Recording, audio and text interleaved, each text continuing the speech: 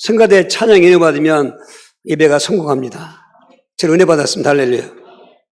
오늘 말씀해 주고 따라합시다. 겨울과 인생 교훈. 예수님께서는 이 자연을 통해서 바른 진리의 말씀을 많이 교훈해 줬습니다. 바로 이 추수를 통해서 전도의 교훈을 말씀하셨고, 또 미라를 통해서 십자가, 생명의 교훈을 말씀하셨고, 날씨의 그런 걸 통해서 시대의 표적을 교훈해 줬는데, 오늘 한번 요한복음 4장 35절을 먼저 보겠습니다. 너희는 넉 달이 지나야 추수할 때가 이르겠다 하지 아니하느냐. 그러나 나는 너에게 이르노니 너희 눈을 들어 밭을 보라. 휘어져 추수하게 되었도다. 지금 수화성 여인이 전도를 갔습니다. 그 수화성 여인의 전도를 받고 사람들이 몰려왔어요. 제자들은 그 사이에 이제 주무려 많은 빵을 사는 것입니다. 식사하려고. 그런데 그 제자들이 돌아왔습니다. 그들 보고 한 얘기죠. 너희들 생각하기에는 넉 달이 지나야 추수할 때가 되지 않냐. 이 자연의 계절 추수를 말합니다. 근데 내가 너에게 말하노니 이미 추수할 시기가 지나가서 곡식 휘어져 가고 있다. 이 말은 우리가 농사 짓고 추수를 목적으로 짓지 않습니까? 그런데 우리 영적으로 예수 믿는 사람들은 그런 육신적인 곡식의 추수만 생각할 것이 아니라 영적 추수, 전도자가 되라 그 말인 것입니다. 오늘 추수할 것은 많은데 일꾼이 부족하다고 그랬는데 오늘 추수할 일꾼들을 주로 축원합니다. 뿐만 아니라 이제 십자가를 지시기 바로 전인데 미랄의 교훈을 통해서 바로 생명의 교훈을 말씀했습니다. 요한복음 12장 24절입니다. 내가 진실로 너에게 이르노니 한 알의 밀이 땅에 떨어져 죽지 아니하면 한 알 그대로 있고 죽으면 많은 열매를 맺느니라 말씀했습니다. 그렇죠. 우리가 밀알 하나 씨를 뿌릴 때 흙에 묻혀서 거기 싹이 나면 열매 맺는데 그 밀알이 그냥 그대로 한 알이 있다. 땅에 묻히지 않고 그러면은 그대로 있다가 새가 쪼먹는 거죠. 예수님의 십자가는 밀알로 비유한 것입니다. 내 죽음은 밀알처럼 죽지만 그러나 헛된 죽음이 아니라 내 죽음 때문에 많은 생명들이 살아날 것이다. 오늘 예수님의 그 십자가의 은혜, 밀알의 복음을 내가 체험하고 누리시길 주로 축원합니다. 그리고 예수님을 늘 따라다니지만 시비 걸려고 하는 그 바리새인 서기관들, 특히 마태복음 16장 2절 3절 예수께서 대답하여 이르시되 너희가 저녁이 하늘이 붉으면 날이 좋겠다 하고 아침에 하늘이 붉고 흐리면 오르는 날이 굳겠다 하나니 너희가 날씨는 분별할 줄 알면서 시대의 표적은 분별할 수 없느니라. 저들은 어떻게 보면 성경을 가장 많이 알고 있던 사람들이고 성경을 가르치는 그런 지도층 사람들인데 예수를 믿지 않습니다. 사사건건 표적 보여라. 하나님의 아들 맞아? 그러면 또 표적 보여줘. 계속할 때 말한 것입니다. 너희가 아침에 저녁에 해가 붉게 이제 지면 이게 날이 다음날 좋겠구나. 아침에 일어나 보니까 흐리다. 오늘 날씨가 좀 굳겠다.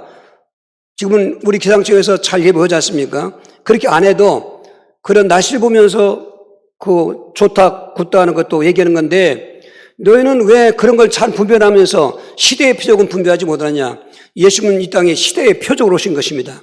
시대의 표적이란 말은 예수님께서 구원자이시고 그리스도라는 증거로 안진병도 일으켰으며 죽은 자도 살리셨으며 귀신을 내쫓아 주었으며 자연도 말씀 한마디에 바람도 먹고 파도도 잔잔했던 것은 이분이 그냥 사람이 아니구나. 이분은 그렇게 예언했던 그리스도가 오셨구나. 이렇게 알아야 되는 것이 정상인데 그 표적을 보면서도 계속 또 보여줘라. 여러분 표적 뽑고 예수 믿는 게 아닙니다. 예수님의 그 진리를 깨달을 때 믿는 것입니다. 오늘 이렇게 자연을 통해서도 진리의 말씀하신 예수님께서 오늘 성경에 보면 우리 지금 겨울인데 겨울을 통해서 주시는 인생의 교훈이 있다는 것입니다. 오늘 본문의 4장 21절입니다. 너는 겨울 전에 어서 오라. 의볼로와 부데와 리노와 글라우디아와 모든 형제가 다 되게 문안하느니라. 지금 자연의 겨울을 생각하면서 여기서 인생의 겨울의 교훈을 주시는 것입니다. 우리가 사계절이 있는 우리나라의 지형 같으면 지금은 겨울입니다. 봄이 아니죠. 그럼 겨울이 뭘 우리에게 영적으로 교훈해 주겠는가? 상식적입니다. 결론적으로 말씀드리면 겨울은 계절의 끝입니다. 여러분 우리나라 사계절일 때 봄을 끝이라고 하지 않습니다. 또 여름이나 가을을 끝이라고 하지 않고 겨울을 바로 사계절의 끝에다 두는 것입니다. 이와 같이 인생도 끝이 있다는 것입니다. 그럼 오늘 아멘을 써야 돼요. 인생 끝이 뭡니까? 죽음인 것입니다. 4장 디모데후서 5절 6절입니다. 그러나 너는 모든 일에 신중하여 고난을 받으며 전도자의 일을 하며 내 직무를 다하라. 전제와 같이 내가 벌써 부어지고 나의 떠날 시각에 가까웠다다. 이 떠날 시간은 여행 떠나는 게 아닙니다. 무슨 외국으로 가는 그런 시간이 아닙니다. 자기 인생의 끝자락, 죽음을 앞에 놓고 있는 것입니다. 바울은 지금 본문에서 그 장소는 로마 감옥인데 이 2차 투옥 때였습니다. 1차 투옥은 그때 에베소, 빌립보서 또 골로새서, 빌레몬서의 4권의 성경을 썼는데 그 2차 투옥 때는 디모데후서를 쓰고 있는 것입니다. 자기는 지금 직감적으로 알고 성령의 감동을 다 알고 있는 것입니다. 나는 이미 전제와 같이 부어짐을 당하고 이 전제는 구약시대 때 제사 지낼 때 마지막 하나는 의식인 것입니다. 제물을 놓고 거기다 관유라는 기름을 붓습니다. 그걸 전제라고 하는데 그러면은 이제 제물을 태워서 하나님께 드리는 그런 제사 의식이 있습니다.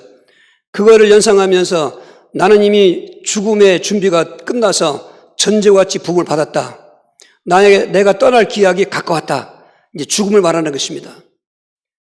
계절의 끝이 겨울인 것처럼 인생의 끝은 죽음을 말하는 것입니다.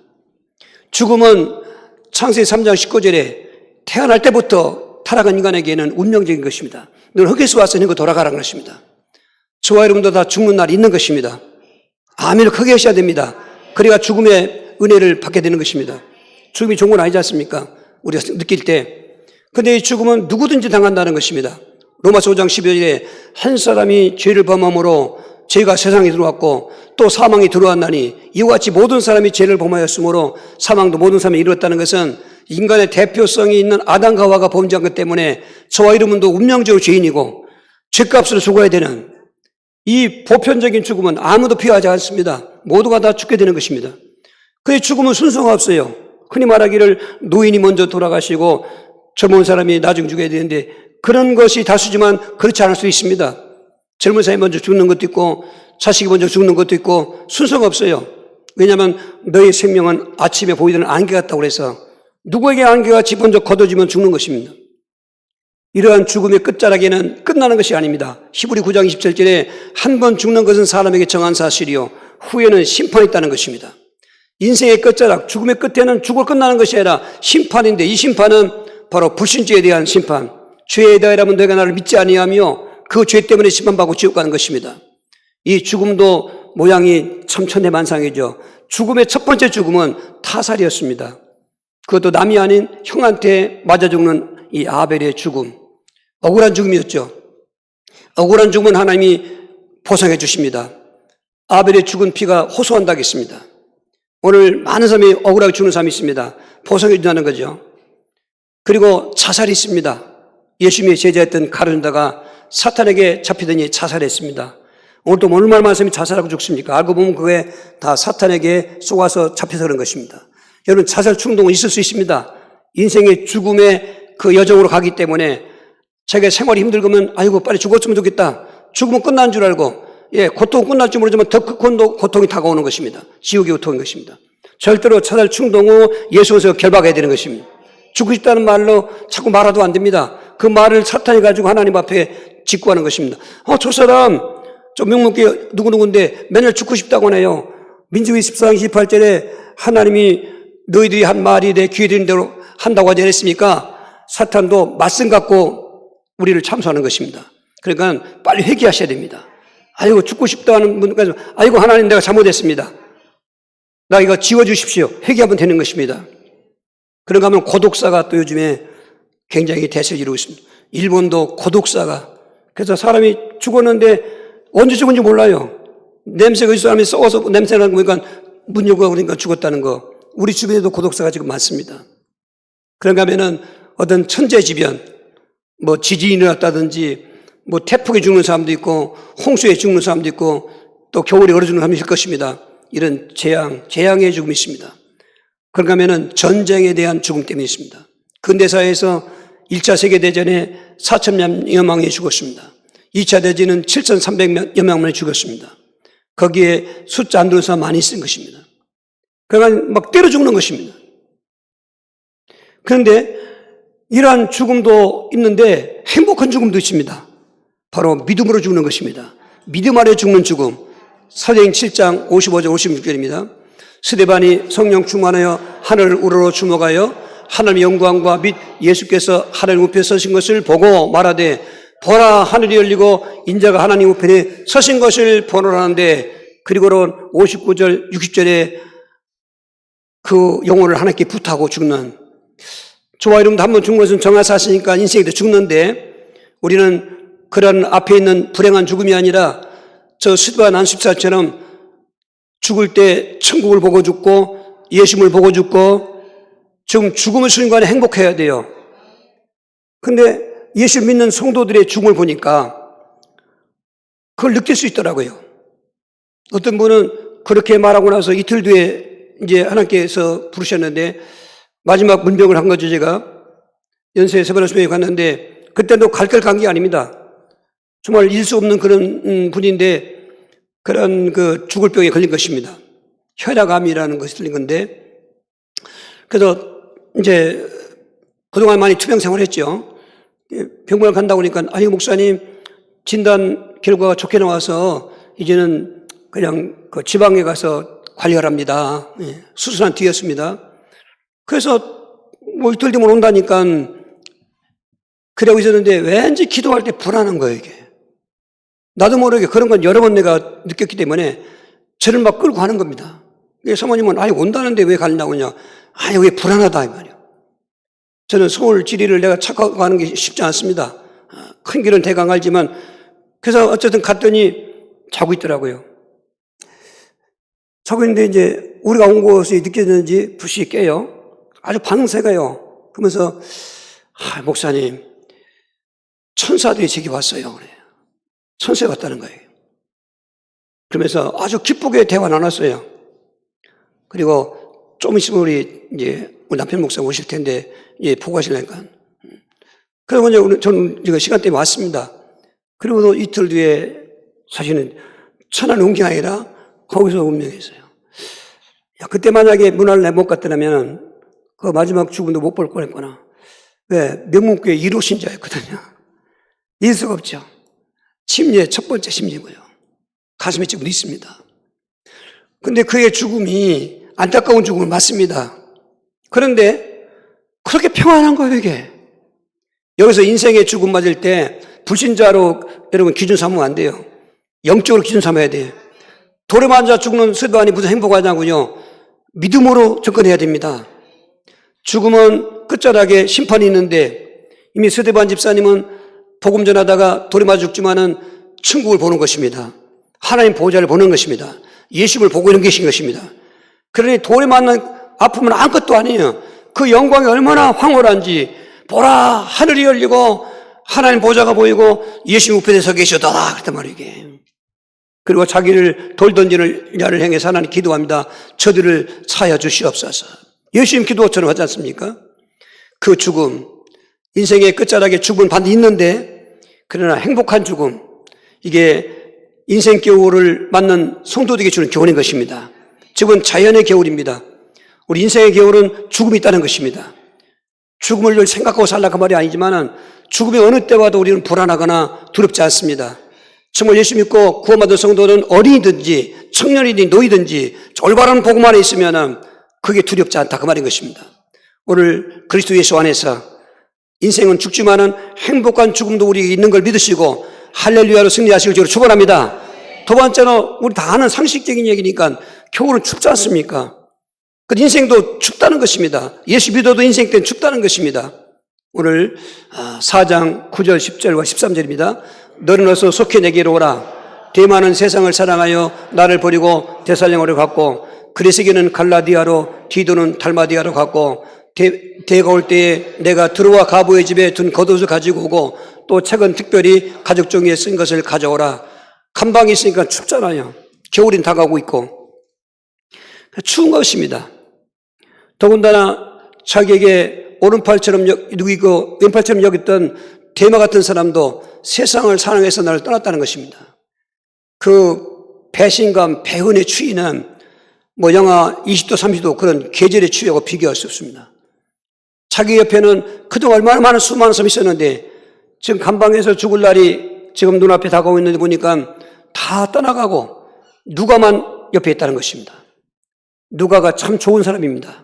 그런 제자는 아니었지만 제자 같은 일을 했고요. 또 누가복음과 사도행전을 기록하는 사람이었고요. 바울이 외로울 때, 사람이 좋을 때, 이렇게 뭐 많은 사람이 있을 때 같이 있는 거 누가 할 수 있어요? 그런데 정말 외로울 때, 감옥에 있을 때, 이런 사람도 다 도망갈 때 누가는 옆에서 있었다는 것입니다. 다행히 그 하나님 은혜가 있겠지만 그는 의사였습니다. 그건 바울의 고질적인 그 사탄에까지 질병도 있었지만 관리를 했던 것이고 하여튼 참 하나님의 그 은혜로 도움을 받고 있는 사람인 것입니다. 그러나 그의 심령은, 그 인생은 너무나 쓸쓸하고 춥고 외로웠던 것입니다. 여러분, 이 땅에 살아가는 동안 창세기 3장에서부터 출발한 인생은 사실은 추운 겨울 같은 것입니다. 그동안에 에덴 동산에서는 먹을 걱정이 있었습니다.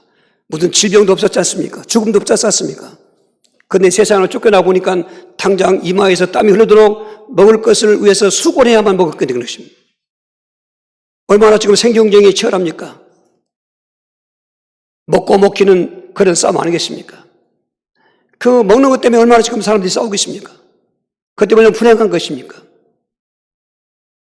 지금 여리고성에 있는 그 불쌍한 사람은 무슨 사연이 있는지 예수님이 마지막 가는 길입니다. 요거를 제가 이제 예루살렘 올라가는 길인데 막 부르짖는 것입니다. 다윗 자손 예수여, 나를 불쌍히 여기주소서. 그 말은 우리가 오늘 인생의 결로 보면 내가 추워 죽겠습니다. 그는 거지였습니다. 그렇죠? 물질의 거지, 가난의 거지, 얼마나 그 인생이 피곤하겠습니까? 한 푼 줍시오, 한 푼 줍시오. 얼마나 인생이 죽겠습니까? 그러다 그는 장애까지 가고 있습니다. 장애를 가지고 있으니까 이 장애가 얼마나 춥습니까? 남들은 사지백지가 멀쩡해서 자유자재로 활동하는데 나는 웬일인지 이게 장애가 되어서 내가 알도 못하고 생각도 못하는 장애가 되지 않습니까? 이 사람은 막 부짖는 것입니다. 주변 사람들이 야 시끄러, 너 같은 뭐 이러면서 무시하면서 제자들마저도 꾸짖었습니다. 그때 예수님은 멈추시고 그를 불렀습니다. 이리 오라고 했습니다. 겉옷을 내던져 버리고, 겉옷은 그 거지의 재산 목록 1호입니다. 옷도 되고 집도 되고 그런 옷을 벗어버리고 눈을 보지 못하는 장애가 갖고 있습니다. 그러니까 시각장애니까 어디 분별력이 없습니다. 하지만 그런 사람일수록 어떤 직감적으로 오는 또 어떤 재능이 있답니다. 느낌이 있다는 것입니다. 소리 나는 쪽을 향해서 달려오는 것입니다. 늦은데도 걸어오는 것이 아닙니다. 달려오는 것입니다. 그래서 내가 너에게 뭐 해주길 원하냐니까 주의 나의 복을 원합니다. 오늘 또 소원이 있으면, 인생에 추운 겨울이 있으면 그걸 하나님께 아뢰시길 바랍니다. 가라, 내 믿음이 너를 구원하였으니 평안히 가라 하니까 눈이 떠졌어요. 할렐루야. 추운 인생 겨울이 얼마나 따뜻한 인생이 됐는지, 그렇게 추워보지 못한 사람은 추위가 뭔지 더움이 뭔지 모르잖아요. 정말 배고파봤고 고통당해봤던 사람이 거기서 해방받으면 그게 기쁜 것처럼 오늘 예수님은 추위의 해답인 것입니다. 거기다가 그 질병, 12년 동안 혈병 앓고 있는 질병자, 또 누가복음 13장에 있는 18대 18년 동안 척추에서 고통을 당하는 그 여인, 심지어 베데스다 문과에 38년이나 불치병을 앓고 있는 이 사람들의 인생 추위는 얼마나 춥겠습니까? 몸이 조금만 아파도 그냥 오싹오싹하고 신경이 예민하고 날카로운데 이건 불치병이었습니다.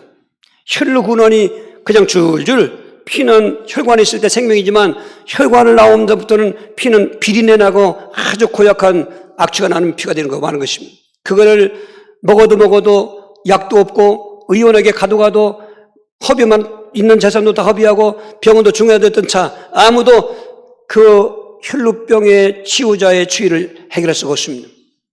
18년 동안 귀신이 잡혀가지고 허리가 구부러졌습니다. 그러니 이게 뭐 백액이 무효하지 않습니까?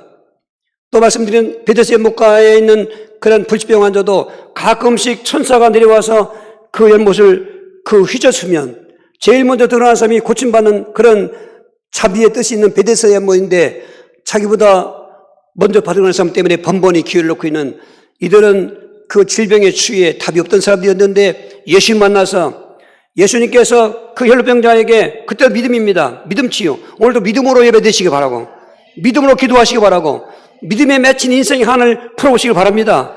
믿음 없이는 안 돼요. 소설책이 아닙니다. 그냥 지나간 역사가 아닙니다. 지금도 현존하는 말씀이기 때문에.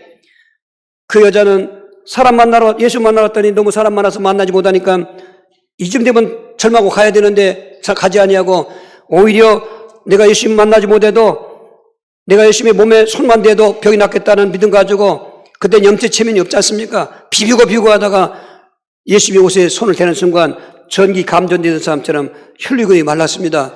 예수님 능력이 나은 걸 보고 오라더니 누가 내 몸에 손을 대냐니까 제자들이 이 많은 사람이 밀치는데 뭔지 알겠습니까? 그러니까 그때 여자가 자기의 일어난 사건을 알기 때문에 주여 접니다니까, 마가복음 5장 34절에 여자야 네 믿음이 크다. 따라 내 믿음이 크다. 내 소원대로 되리라. 병이 있어도 건강할지어다. 할렐루야. 그 척추병 환자에도 열심히 안수 먹으니까 귀신 나가니까 쫙 펴지고, 할렐루야. 베트남 목가에 앉아계도 네가 낫고자 하니까 낫기 원합니다. 성을 듣고 일어나 가라가는 것입니다. 그냥 말씀대로 갔습니다. 믿음으로. 질병의 치유도 해답이 있는 것입니다. 그리고 정말로 이 귀신 역사, 가문을 내려오는 가문 귀신의 이 역사, 이거 얼마나 춥습니까? 겪어보지 않은 사람은 알지 못하죠. 지긋지긋한 더러운 귀신 역사. 알고 보니까 다 위에 있어요. 그 통로가. 요즘에 계속 오신다 보면은 이건 뭐 공식 법칙이요. 통로입니다, 그냥. 이분은 외갓집에서 왔더라고요. 이모가 모숙인 것입니다. 엄마 형제니까 그대로 온 것입니다. 자녀까지 내려가는 것입니다. 이걸 해결하려고 별짓도 하지면 안 되지 않습니까? 근데 이런 추위의 해답은 예수님밖에 없는 것입니다. 예수님께서 그 질병의 귀신을 결박되면은 가문 귀신이 꺾어지고 무당 귀신이 떠나가고, 할렐루야. 지금도 답은 있습니다. 우리가 믿음이 없어 문제인 거예요, 이게. 여러분, 왜 이러냐고 팔자 타령하면 안 돼요. 인생은, 창세기 3장 이후의 인생은 그렇게 죽어야 되고 인생의 추위가 있다고요. 근데 이 바울에게 지금 견딜 수 없는 그 인생의 추위는 배신감입니다. 그 수많은 사람들이 다 없어졌습니다. 그러니까 믿음의 아들 디모데에게 어서 좀 와라. 그 가보의 집에 든 겉옷을 들고 가져와라. 감방이니까 그래 추우니까 죽는 건 알고 있지만 추위의 고통 때문에 또 지중해를 건너와야 되기 때문에 이 겨울이 10월 달서부터 주로 유대인 겨울이 2월 달까지인데 바울은 그 지중해를 건너와 왔지 않습니까? 유라굴로 광풍 만난 적이 있지 않습니까?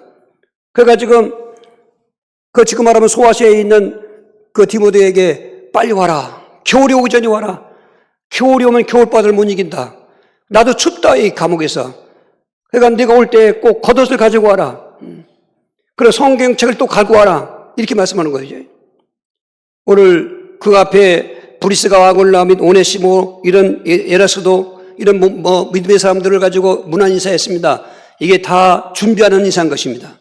사람 죽을 때도 참 잊지 못할 사람들은 추억하며 죽는 것처럼, 그리고 디모데후서 마지막 장을 쓰면서 이제는 죽음이 눈앞에 와 있었기 때문에 이렇게 준비하고 있는 이 사도 바울인 것입니다. 인생은 춥다는 것을 인정하셔야 됩니다. 인생은 죽는다는 걸 인정하셔야 됩니다. 그러면 어떻게 이 죽음을 준비하고 추위를 준비하는가? 예수님밖에 없다는 것입니다. 지금 너무나 추위에 떨어서 너무나 영적으로 냉랭해서 예수님이 십자가를 죽으셨기 때문에 엠마오 내려간 두 제자에게 예수님이 찾아오셨습니다. 저에게 추운 그 인생의 겨울을 가장 따뜻한 해답으로 체험케 하신 것이 누가복음 24장 32절인 것입니다. 그들이 서로 말하되 길에서 우리에게 말씀하시고 우리에게 성경을 풀어주실 때에 우리 속에서 마음이 뜨겁지 아니하느냐.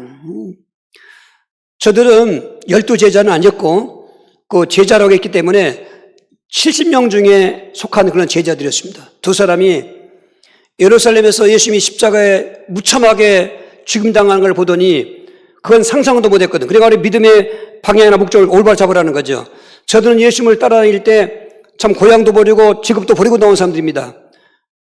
왜? 목적이 뭐냐면 예수님이 유대인의 왕이 되면 자기들은 그 벼슬을 알았다고. 물론 12사도들도 마찬가지고 그 중에 가룟유다는 대표적인 사람이지만은 자기들의 바람대로 안 되니까 가로는 자살한 거예요. 늘 불만하다가 불평하다가 사태에 들어오니까 자살한 건데, 여러분 예수 믿으면서 절대로 불만하지 마십시오. 불평하지 마세요. 내 뜻대로 안 된다고 불평하지 마시라고요. 내가 예수 믿고 구원받았으면 그 안에 모든 계획은 하나님의 주권 안에 있으며, 정말로 예수 믿는 사람에게는 로마서 8장 28절이 이미 우리에게 결론적으로 약속하신 말씀인 것입니다. 하나님을 사랑하는 자, 곧 그의 뜻대로 부르심을 입은 자들에게는 모든 것이 합력하여 죽음의 추위가 오고 인생의 가지가지 추위가 온다 하더라도 끝은 조라복된다는 것입니다. 그대에게 지금 부활하신 몸을 가지고 찾아오셔서 말씀인데, 그렇게 슬픈 기색을 띠고 어깨 쭉 들고 내려가죠. 왜? 자기들 바른 게 안 됐으니까. 한 해도 조금 지나가고 있는 겨울 끝자락 12월 셋째 주인데, 금년에도 응답이 안 됐다든지 내 생각하는 것이 이루어져야 할 때든지 그거 가지고 여러분 절대로 불만하면 안 됩니다. 그때 사탄이 찾아오는 것입니다. 우리는 내가 할 일만 하면 되는 거죠. 인생의 겨울쯤만 하면 되는 것입니다. 정말 행복한 죽음을 우리가 맞을 수 있는 것입니다. 그리고 저렇게 냉랭했던 사람들이, 그래서 예수님께서 성경을 풀어서 설교해 주시는데 24장 26절에 이 사람들아 왜 성경을 더디 믿느냐? 모세의 글과 선지자의 글, 구약입니다. 모세가 나에게 뭐라고 기록했느냐? 저들은 모세의 글을 잘 압니다. 창세기, 출애굽기, 레위기, 민수기, 신명기 5권의 그들은 율법서이기 때문에 딸딸 외우지 않습니까? 근데 거기 핵심은 뭐냐면 그리스도가 오신다. 근데 오실 그리스도는 고난을 당한다. 그리고 부활하신다. 이 얘기거든요. 선지자들도 끊임없이 수많은 국가적인 예언, 개인적인 예언하지만은 그건 다 예표고 오실 메시아를 예언하고 있는 것입니다. 미가는 오실 그 베들레헴 땅을 예언했고, 특별히 이사야는 그 오신 메시아가 어떻게 고난하고 어떻게 죽고 어떻게 부활할 것인가까지 예언했고, 이런 것들이 잘 설명하니까 냉랭해서 실망절망하면서 가던 이 사람들 마음속에 갑자기 마음이 뜨거워지는 거예요. 여러분 성경 말씀 들을 때 마음이 뜨거워져야 됩니다. 우리가 겨울이라는 것은 자연의 겨울이 이걸 가지고 예를 든 거지만 진짜 겨울은 인생의 겨울인 것입니다. 마음의 겨울인 것입니다. 내 믿음의 겨울인 것입니다. 여러분 인생이 춥지 않습니까? 마음이 춥지 않습니까? 오늘 우리의 영혼이 춥지 않습니까? 목마르다는 것이 저는 물을 갖고 얘기하는 게 아닙니다. 생수신 그리스도를 말하고 있는 것입니다.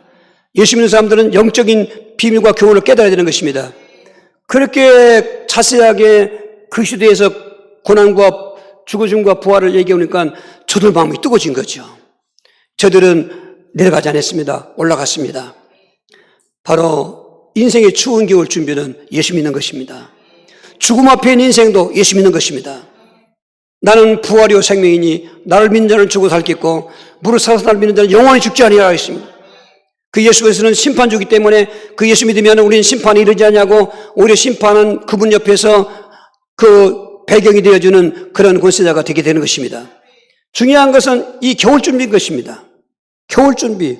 여러분 좀 계절의 겨울 준비 다 하셨죠? 옷 입고 계신 거 보니까 다 하셨거든요. 요즘은 옷들 좋아서 웬만한 추위는 괜찮은 것 같아요. 예전 같지 않고. 옷들 다 좋으시잖아요. 난방도 준비하셨죠? 지금은 연탄 같은 거 안 되지만은, 그래도 기름 부으려면 기름 채워놔야 되고, 이런 거 있지 않습니까? 난방 준비하셨죠? 수도 같은 거 다, 여러분 지혜롭게 하셔야 돼요. 아파트라도. 동파 사고는 나면 안 되잖아요. 예수 믿는 사람들은 그걸 지혜로워야 돼요. 믿음이 준비해야 됩니다. 아멘. 준비하는 사람은 그 현실이 다가와도 괜찮아요. 그 준비 안 하면 당하는 것입니다. 이런 자연적인 겨울, 그냥 상식적이지만은 이런 걸 생각하고 우리는 더 중요한 게 뭐냐? 인생의 겨울을 준비하라는 거예요. 죽음이 앞서고 있다. 그리고 같이 예수 믿고 구원받아서 여기는 세상이기 때문에 인생 살 동안은 가난과 질병의 추위도 있을 수 있고, 어떤 그런 장애의 추위도 있을 수 있고, 수고와 슬픔의 추위도 있을 수 있고, 특별히 귀신의 추위도 있을 수 있어요. 그리고 내가 어느 날인지 모두 모르게 천주 은혜가 떨어질 때가 있어요. 이런 것들을 늘 반면교사 삼고 우리는 해야 되는 게 뭐냐? 오직 예수 믿음. 이 오직 예수, 오직 믿음이라는 말이 두 가지가 꼭 있어야 됩니다. 첫째는 내가 믿는 예수가 누군가에 대할 때 복음적으로 알고 있어야 되는 것입니다. 세리요한처럼 엘리야처럼 예레미야처럼 훌륭한 선지자가 하나 그러면 안 되는 것입니다.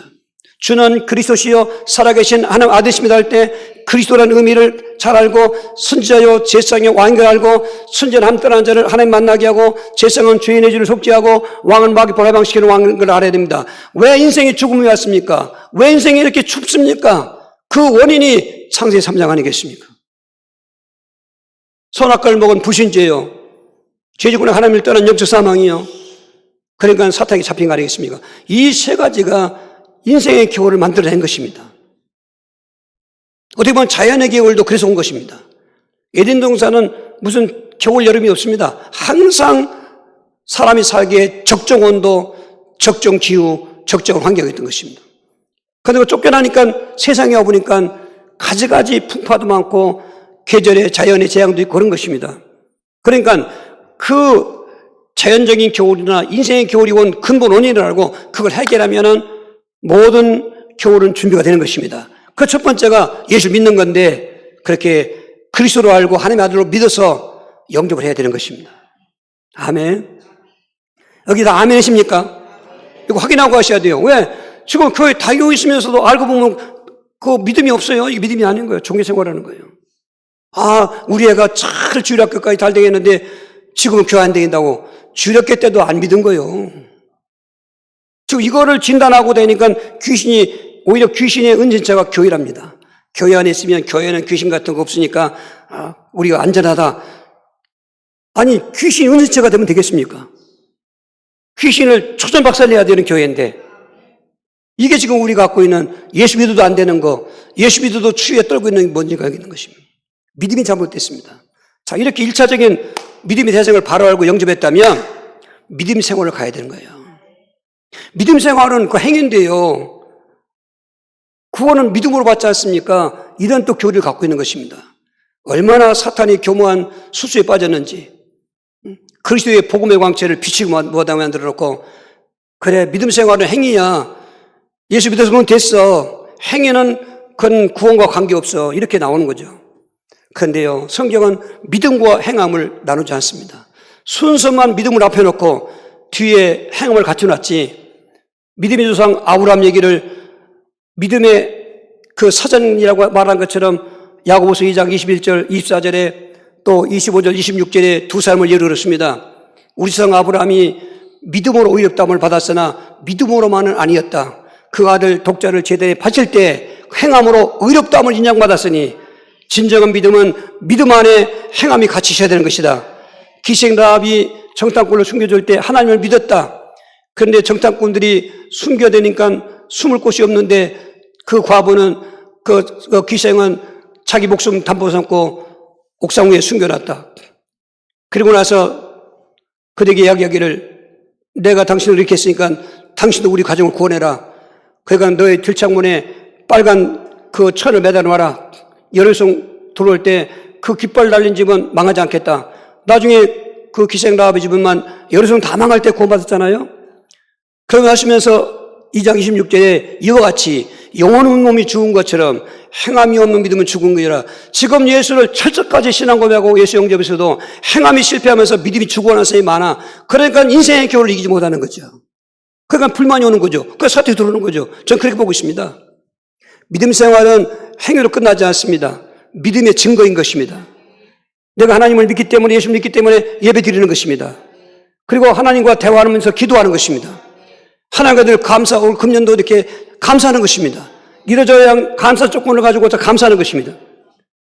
그리고 하나님 말씀이라면은 팥으로 매주 전하고도 아멘하는 것입니다. 그게 믿음 아니겠습니까? 그리고 이 복음을 전하는 것입니다.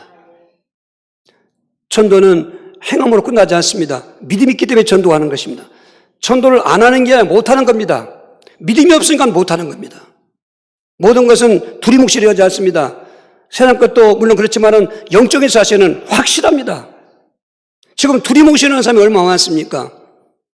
대상도 모르고 예수 믿고 주여지고 가고 있고, 오래 믿었다고 모태신앙이라고 그거 울고 먹고 있고, 믿음 생활 안 하고, 오래 믿는 사람들도 믿음 생활을 접는 피해자입니다. 예배도 피해자고, 그게 저는 고민거리입니다.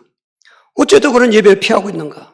초대교회 날마다 모였는데, 새벽이고 낮이고 저녁이고 무슨 모든 공동체 모임 속에 예배가 있었거든요. 우리는 초대교회로 올라가야 됩니다. 이대로가 난 다 죽습니다. 믿음 적으면 겨울은 몰아닥치는 것입니다. 죽음의 날 심판받아야 되고, 그리고 생활 속에서도 늘 가난과 질병과 또 그러한 장애라든지 또 가문의 귀신 문제라든지 이런 배신, 배은하는 지에 내가 떠날 수 있는 것입니다. 이건 정말로 중요한 메시지인 것입니다. 이런 믿음 생활을 성공해야 믿음 성공하는 것입니다. 이거를 끝까지 가져가야 되는 것입니다. 마태복음 24장 11절, 13절입니다. 거짓 선지자가 많이 일어나 많은 사람을 유혹하겠으며 불법의 성함으로 많은 사람의 사랑이 식어지리라. 그러나 끝까지 견디는 자는 구원을 얻으리라. 저런 말씀을 항상 가슴속에 담고 있어야 돼요. 왜? 사탄은 조그만 틈만 있어도 우리에게 끌고 가가지고, 예배 뭐 이렇게 만날 들 거 있어. 이 추운데 무슨 새벽에 가 미쳤지. 오늘 새벽은 오실 분만 또 오셨더만. 그게 예를 들면 허들 경기, 높이뛰기 경기 같은 때 보면은 높이뛰기 할 때 이만큼 통과했잖아요. 다음에 또 그 중에서 우승자가 하려면 또 높이잖아요. 이 세상이 바로 그런 것입니다. 사탄은 우리 앞에 그런 믿음의 장애물을 설치했습니다. 이것도 그냥 지나갈 일이 아니에요. 합리화시키지 말라고요. 막말로 죽을 범위 되어서 뭔지나 어쩔 수 없지, 이건. 그걸 얘기하는 겁니다. 그건 율법주의입니다. 최선 다하는 거예요, 이게. 최선 다하는 거예요. 여러분, 그래야 삽니다.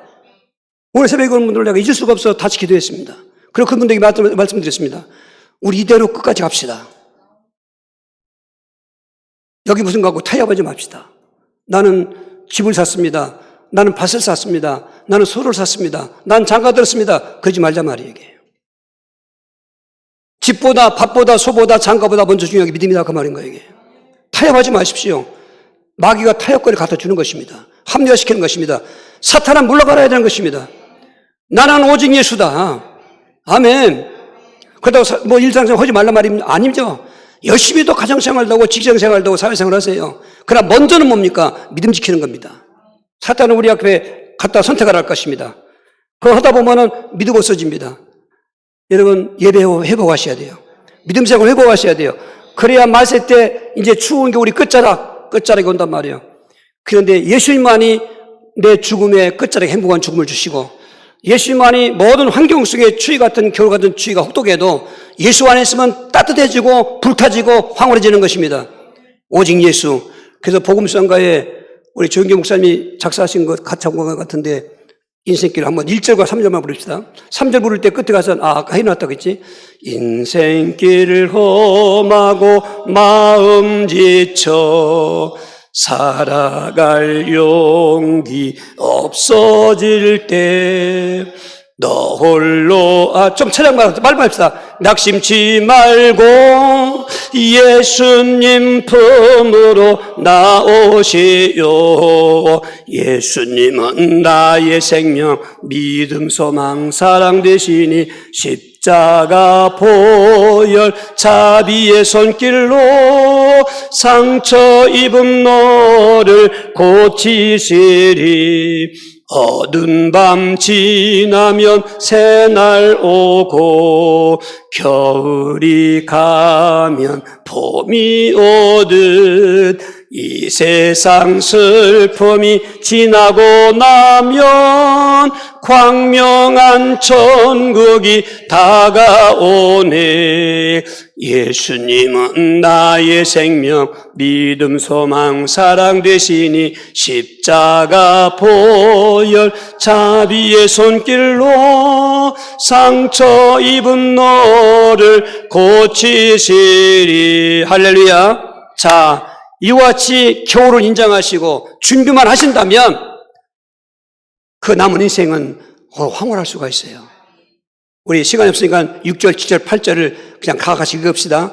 시작. 전지와 같이 내가 벌써 부어지고 나의 떠날 시간이 가까웠도다. 나는 선한 싸움을 싸우고 나의 다혈길을 마치고 믿음을 지켰으니 이제 후로는 나를 위하여 의의 밀관이 예비되었으므로 죽어도 의롭신 재판장이 그날에 내게 줄 것이며 내게만 아니라 주의 나됨을 사오는 모든 자에게라. 이 6절, 7절, 8절은 세 가지 주제가 있습니다. 6절은 그 인생의 겨울 준비를 완벽하게 믿음 준비로 믿음 생활로 성공하는 사람, 믿음 지키는 사람에게는 겨울 동안에도 그 복음을 누리는 거예요, 이게 누리는 게 이게 핵심입니다. 여러분, 인생 끝자락 갈 때까지는 세상은 그대로 있고요, 겨울은 그대로 있습니다. 그 해답은 뭐냐? 그 해답은 그리스도를 누리고 있는 거예요. 지금 몸이 아픈 사람이 그 약을 먹으면 낫기 때문에 항상 먹는 것처럼 그래서 이기는 겁니다. 내가 죽음도 이기고 또 가지가지 생활의 슬픔 그런 추위도 이기고 선지자이시고 제사장이시고 왕이신 그리스도, 그래서 그분이 하나님이신데 이 땅에 오시고 그렇게 공생애 하시고 죽었다가 나와 함께 한다는 이 사실을 계속 가슴에 누리고 있으면 우리 역설적으로 난방 잘 준비한 사람은 눈이 나리고 추워도 즐기는 거예요. 낭만적이에요. 야, 눈이 나리는구나 하면서 즐기는 거예요. 준비 못한 사람은 추워. 여러분 꼭 준비, 예수 그리스도 누리시길 바랍니다. 그런 사람은 추위를 이기는 거예요. 이게 죽음도 이기는 것입니다. 7절에 선한 싸움을 다 싸웠단 말은 승리자의 개간 것입니다. 바울만큼 추운 인생을 산 사람이 별로 없죠. 가난과 싸우고 질병과 싸우고 또 가지가지 적들과 싸우고 사탄과 싸우고 그 배신당할 때 배신과 싸우고 추웠어요. 그런데 이겼다는 것입니다. 내가 싸워서 이겼다는 것입니다. 예수 믿을 때 왜 이렇게 고난이 와? 왜 이렇게 추워? 그러면 안 돼요. 인생이니까 온 거란 말이에요. 문제는 예수 안에서 내가 이겼지 않습니까? 승리의 삶을 사는 것입니다. 아멘. 이것 차이입니다. 이것 차이. 오늘도 그냥 왔다 가지 마십시오. 참 먼 데서 이렇게 오셨는데 새벽 기도할 때 이분들이 오실까? 하나 물어봤어요. 인천에서 오실까? 또 저 분당에서 오실까? 또 안성에서 오실까? 제일 먼데 오시는 사람이 있으니까. 또 청송에서 오실까? 지금 제일 먼데 오는 사람들이지 않습니까? 오늘 청송은 못 오셨네. 예. 그래도 다 오셨네. 야, 할렐루야. 여러분 꼭 체면 대전도 오시고 누리십시오. 그래 싸우십시오. 예. 어떤 흑암과 싸울 때 싸우는 것을 싸우시라고 명령하는 것입니다. 가난아 물러가라. 질병도 물러가라. 귀신도 물러가라. 내 죽음에 그럼 물러가라. 찾아서 오는 사람들 그러면 이겨요. 할렐루야. 거기서 체험 얻어가지고 내 믿음이 더 커지는 것입니다. 할렐루야. 그리고 영생의 날에 면류관이 있다는 것입니다. 의의 면류관이 예비되었으므로 고전 15장 51절에 부활장을 얘기하면서 부활은 다 똑같은 보편적이지만은 그러나 해의 부활도 있고 또 달의 부활도 있고 별들이 부활했단 말은 상급이 닳다고 말인 것입니다. 정말로 지혜로운 사람은 예수 믿습니다. 예수 믿는 정말 지혜로운 사람은 천국을 생각하면서 천국의 상급을 위해 싸는 것입니다. 이 땅에만 싸는 것이 아닙니다. 난방 준비하는 것처럼 천국의 상급도 준비하시길 바랍니다. 그렇게 해서 믿음을 지키는 것입니다. 그리고 이렇게 지킨 믿음 가지고 이제는 그 임마누엘을 누리면서 복음을 전하는 것입니다. 우리 21절 22절입니다. 너는 겨울 전에 어서 오라. 의글로와 보레와 리로와 글로아디와 모든 형제가 다 되게 원하나느니라. 나는 주께서 내 심령과 양뼈에 계시기를 바라노니 은혜가 너희와 함께 있을지어다. 나도 지금까지 하나님이 함께 하셔서 이렇게 있다. 믿음의 아들 디모도, 지금 디모데에게 수신자에게도 너도 그리 원하는 평가 길 원한다. 그리고 그 앞에 4장 1절 2절에 하나님 앞과 산자고 죽은 자를 심판하실 그리스도의 역배할 수 없어 너미 명하노니 너는 말씀을 전파해라. 때를 어떤 이보다 항상 힘쓰라. 너는 전도자의 고난을 당하며 직무를 다해라. 나도 그렇게 살아왔다. 이 말씀이 그 내포되어 있는 것입니다. 여러분 계절의 끝자락이 겨울 앞에 다시 한번 인생의 겨울에 종말 시간 때 오는 정말 끝자락에 인생의 겨울 앞에 임마를 누리시길 바랍니다. 우리 아까 교동문안 시편 23편 그 다윗의 임마누엘을 우리가 내 것으로 받아들이는 것입니다. 그러면서 한쪽에서는 세상 종말이 오고 내 인생도 종말이 오지만 이 겨울이 오는 날 해답은 오직 예수밖에 없다. 그리스도 예수를 전하시길 바랍니다. 이번 주에도 간증자가 되시고 또 12월 지금 셋째 주인데 마지막 12월 달 완전 승리할 수 있기를 주의로 축원합니다. 이렇게 하고 주여 기도하시겠어요. 주여 살아계신 하나님 자연의 계절을 우리에게 말씀하시고 인생의 겨울로 교훈하신 걸 감사합니다. 계절의 끝자락처럼 인생도 끝이 죽습니다. 또 겨울은 준 것처럼 인생도 춥습니다. 그러나 오직 해답은 예수님밖에 없는데 인생의 겨울 준비한 사람이 그 겨울을 누리면서 또 승리하면서 믿음 지키면서 면류관 받을 것을 소망하면서 복음을 전하는 전도자가 된 것처럼 오늘 모든 예배하는 우리에게 그렇게 될 수 있도록 역사하여 주시옵소서. 예수 그리스도 이름으로 축복하며 기도하옵나이다. 아멘.